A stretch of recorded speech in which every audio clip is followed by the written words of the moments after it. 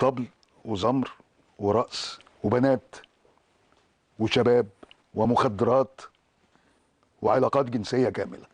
ورجعنا تاني لأعفن ترند حصل على فيلم آخر 10 سنين مثلا، إن وقت عرض فيلم السلم والتعبان في السينما الناس شتمته. كنت هتفتح أي منصة هتلاقي الناس مشهرة صورة لأسماء جلال وعمالين يشتموها بالتحديد. بعد عرض الفيلم تاني على منصة وخلاص أغلب الجمهور شافه، رجع تاني الكلام على الفيلم بقاله أسبوع. إن أنت دلوقتي كل لما هتفتح الفيسبوك هتتقرف إن أنت أول حاجة هتيجي في وشك حد مشهر صورة لأسماء جلال وصورة محددة ونازل عجن في الفيلم. هتقفل من الفيسبوك وتخش على انستجرام هتلاقي شخص تاني مشهر نفس الصوره بتاعت اسماء جلال ونزل برضو سلخ في فيلم السلم والتعبان. وانا كنت فرحان الفتره الاخيره وقلت الحمد لله اسماء جلال ما طلعتش في حاجه في رمضان ولا قبل رمضان، فقلت الحمد لله قدر ولطف الواحد هيرتاح شويه. ونيجي بقى للفيلم اللي انا كنت محضر له سكريبت بتاريخ محمد عبد العاطي كله على اليوتيوب، بس بعد كده قلت لا خلينا محترمين احسن. عيب يا محمود، ده راجل كبير وانت متربي. دول عالم زباله، نعمل زيهم. ده اقل ادب يا بوب، بنسكت له. يقل ادب وياخد الجزم على دماغه، بس احنا برضه متربيين. عشان اواكل سلطه ومش فارق لي، وشوف الطماطم عامله كام النهارده في مصر. وقصه فيلم السلم والتعبان الجزء الثاني هي منقسمه لجزئين. اول جزء الفيلم بيحكي عن السكس بس، والجزء الثاني هو اعلانات. وده اكتر فيلم انا شفته في حياتي هو متروس اعلانات. ان انت في كذا مشهد بشوف عمرو يوسف واقف على البار بيسكر وفي نفس الوقت بيفتح كيس القهوه عشان يعمل شوت قهوه، فيقوم ضارب من هنا شوت تكيله على شوت قهوه. عشان كده الفيلم طلع بالقرف ده. على بقى اعلان لتطبيق بيقسط مشتريات، والمشهد بتاع الاعلان ده بايخ ومعمول بطريقه وحشه. على الاعلان بتاع المنصه اللي عرضت الفيلم ده، بس هم اكتر ناس دفعوا في الفيلم ده هي شركه ابو عادل للبن. ان شركه ابو عادل للبن دفعت فلوس كتير قوي ان انت كل كادر هتلاقي علبه قهوه موجوده. بتعمل ايه ما تعرفش، بس هي ايه هتلاقي جنب البار جنب الويسكي جنب الشمبانيا، بحيث ان هم بيسالوا بعض. فانا حاسس ان لولا شركه البن دي الفيلم ده ما كانش هيتعمل. نرجع بقى للجزء الاول اللي هو بيحكي عن السكس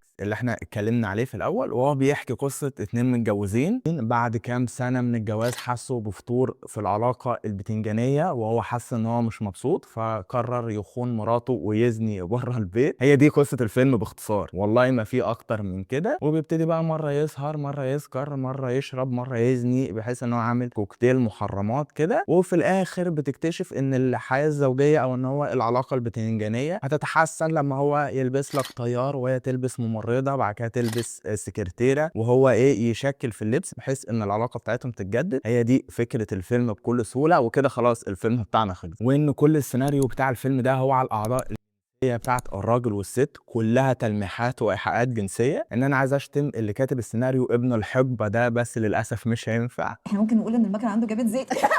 حيوانه حلوه والله، هي حلوه. دول هيجروا. لا بس هو يكون جاب زيت بجد. اصل كده القعده ما بقاش ليها لازمه خالص.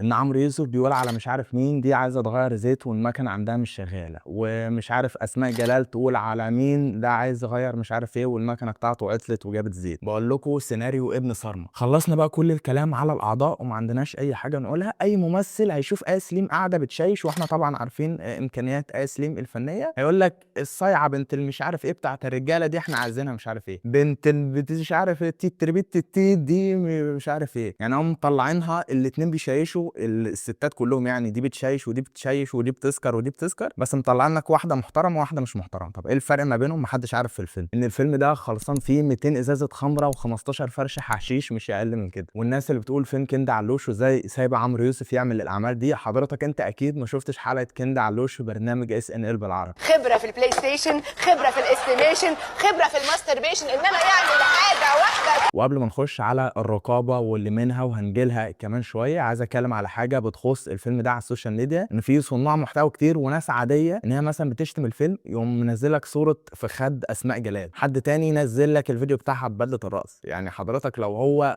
طارق العريان اللي عامل الفيلم ده فانت كده اعر منه، انت مش احسن منه في اي حاجه خالص. وفي مشاهير الفتره دي حسيت ان هم رجعوا تاني ظهروا، ان هو الاسبوع ده كله هو رياكت على في خد اسماء جلال في الفيلم. تقريبا كانت اخر مره شفتهم كانت بدايه الحرب على غزه، كانوا عاملين اعلانات المقاطعه ان هو شارين بيبسي وشارين منتجات تانية مصريه، واقول لك ايه الفرق ما بين المنتج المحلي والمستورد واني افضل، على اساس ان هي المقاطعه عشان الطعم بس. انا حاسس ان انا عمال اخصم مع فنانين ونقاد ويوتيوبر وفي الاخر اقول لك القناه مالها والقناه ما بتكبرش ليه. انا حاسس ان انتوا زعلتوا.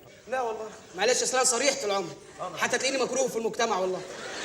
والله بيكرهوني في المجتمع يا عم، اوعى تزعل يا فمعلش بقى انا عايز اللايك بتاعي دلوقتي، والناس اللي لسه ما اشتركتش في القناه تشترك، عشان كده مش هينفع. نيجي بقى للرقابه اللي انا مش فاهم منهم اي حاجه في التصنيف اللي بيحطوه على الافلام. يعني المفروض فيلم السلم والتعبان 2 ده هو بلس 12، يعني لو حد عنده 12 سنه وشهرين يقدر يتفرج على كل الالفاظ والايحاءات الجنسيه الموجوده في الفيلم ده. ومع ان في افلام كتير اقل من السلم والتعبان الجزء الثاني بكتير وممنوع من العرض. يعني انت عندك فيلم حلاوه روح ده بكل المشاهد اللي فيه هو يعتبر فيلم عفيف عن فيلم السلم والتعبان الجزء الثاني. فيلم حلاوه روح بتاع هيفاء وهبي ممنوع من العرض في مصر، والسلم والتعبان دلوقتي بيتعرض عادي. طب ليه ده اتمنع وليه ده اتعرض؟ ما تفهمش اي حاجه. واحنا عندنا في مصر ما فيش اي تصنيفات واضحه للافلام. يعني في امريكا مثلا هتلاقي عندهم تصنيف جي بي جي 13 ار ان سي 17. الافلام دي متصنفه، يعني مثلا الجي دي افلام كرتون، البي جي او افلام قريبه شويه من الكرتون، افلام للاطفال اللي هو اي حد يتفرج عليها. بي جي 13 ان انت فوق ال 13 سنه تقدر تتفرج على الافلام دي بس بمراقبه الاهل. ار دي اقل اعلى منها شويه. والتصنيف الاخير اللي هو بيبقى فيه خلاص مشاهد عنف جامده او مشاهد جنسيه صعبه وبتاع، ان هو لازم تبقى فوق ال 18 سنه. ولو دخلت على اي موقع بتاع افلام زي مثلا IMDb هتلاقي تحت البوستر على طول هو كاتب لك الرقم او الحرف بتاع التصنيف ده، ويقول لك في مثلا مشهد عري في الدقيقه كذا،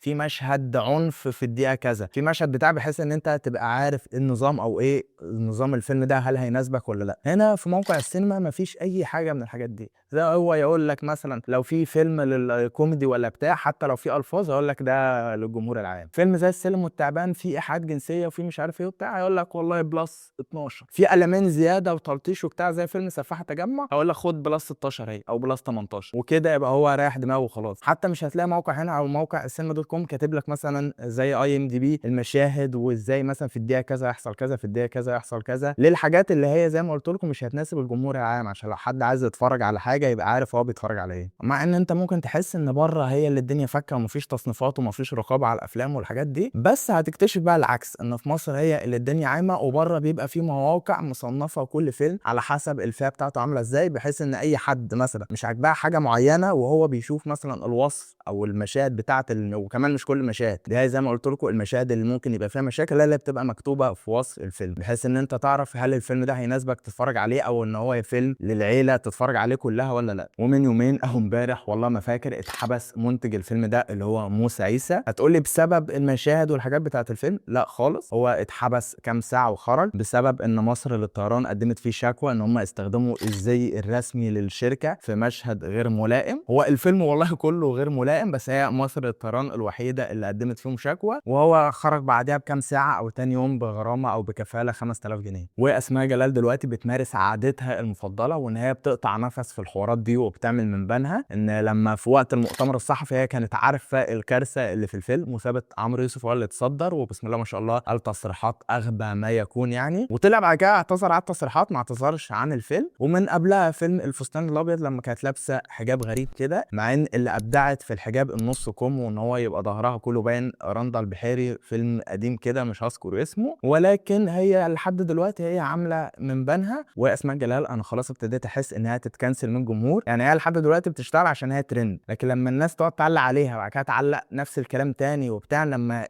الكلام يخلص عند الناس وكل التحفيل يخلص، انا حاسس ان هي مش هتشتغل تاني. وفي ناس حصل لهم نفس الكلام ده زي ساره سلامه. يعني ساره سلامه 2012 و13 و14 كانت منتشره انتشار ابن لذينه من وقت مسلسل ابن حلال. بعد كده لما الناس قعدت تتكلم على لبسها في المسلسلات وده كان وقتها جديد، دلوقتي اللبس اللي كانت بتلبسه ساره سلامه في المسلسلات ده بالنسبه لنا دلوقتي عادي، اتكنسلت بعدها ودلوقتي ما بقتش تشتغل. فانا حاسس يا رب ان شاء الله تبقى هي اسماء الجلال القادمه. وصناع العمل ده دلوقتي هم بيضبشوا اللي هو المنتج موسى عيسى وطارق العريان ان هم صارفين فلوس كتير على مشاهير التيك توك ان هي تطبل الفيلم ويقول لك ان الفيلم قدير والفيلم عظيم ومش عارف ايه. وشفت حد كان بيعمل اعلان للفيلم، بعد كده لما ناس زنقوه قالوا له مش عارف ايه، قال لهم انا ما اتفرجتش على الفيلم. مش عارف ايه الغباء ده، يعني انت عامل اعلان عن مثلا شاي، حد قال لك الشاي ده طعم وحش، هتقول له لا والله انا ما بشربش القرف ده. فعاملين اعلان وصارفين، هم صارفينه خلاص، بس قمه في الغباء. ده غير بقى اللجان اللي انا شفتها على الفيسبوك، ان انا لو نزلت لكم بوست واحد وانا لميتهم، يعني انا عملت 3 4 بوستات كده، حد مثلا كاتب بوست عن الفيلم قد ايه ان الفيلم مظلوم وفي ناس جايه عليه والناس حقوده وبتاع، ومثلا 500 تعليق وصح والفيلم جامد والفن مش عارف ايه والفيلم عظيم واسماء جلال خطيره وعمرو يوسف مش عارف ايه. تخش على كل اكونت هتلاقيه متابع واحد بس وحاطط لك مثلا على البروفايل صوره ورده وخلاص. تخش على الاكونت الثاني هتلاقيه حاطط صوره ممثل هندي، الاكونت الثالث بتاع. فهم صارفين على اللجان بطريقه وحشه وعلى مشاهير التيك توك بطريقه وحشه. وسيظل وهيفضل كل سنه المخرج طارق العرياني يعمل فيلم عريان اكتر من الفيلم اللي قبله. وبس كده يكون الفيديو بتاعنا خلص. ما تنساش تعمل لنا فولو على الفيسبوك وعلى الانستجرام، هنبتدي نتفاعل عليهم الفتره الجايه. وبرده موجوده قناه الواتساب عشان لو حصل اي حاجه، وكمان بننزل فيها حصريات للفيديو اللي هينزل قبلها بليله، والفيديو ده تقريبا هينزل قبل ماتش مصر واسبانيا بساعتين. وبس كده اكون خلصت كل اللي عندي. ولو عجبك الفيديو ما تنساش تعمل لنا لايك وشير للفيديو وتشترك في القناه لو انت لسه مشترك.